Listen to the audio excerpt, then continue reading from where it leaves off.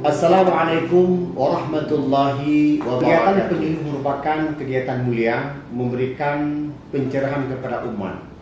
Oleh karena itu, saya Haji Slamina SAG MA, Kepala Kantor Kementerian Agama Kabupaten Aceh Utara, memberikan dukungan terhadap bimbingan penyuluhan oleh Ustadz Romli SHMSI, penyuluh agama Islam fungsional Kecamatan Langkahan, yang berangkat dari paradigma lokal menuju paradigma global.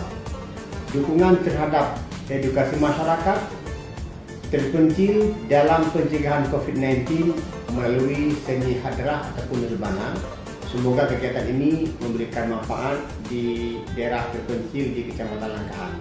Demikian, wassalamualaikum warahmatullahi wabarakatuh.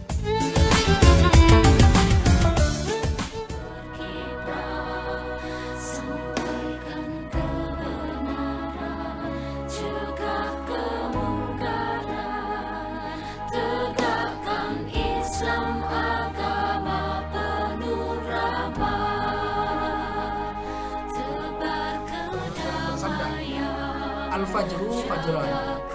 Fajar itu ada dua macam. Fa'amal fajrul ladzi yakunu kadzaka bisrafan wa la yuhillu shalah.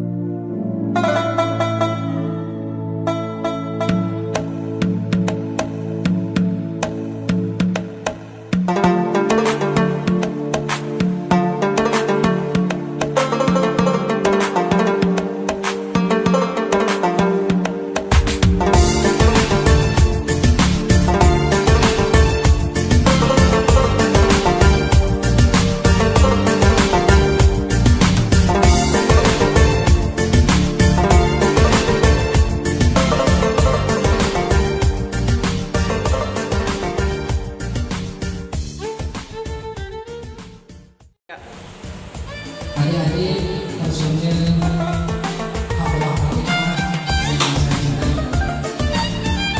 dua hal yang pasti kita menjaga dan kita upayakan untuk mencapai tujuan, yaitu satu, yang kedua,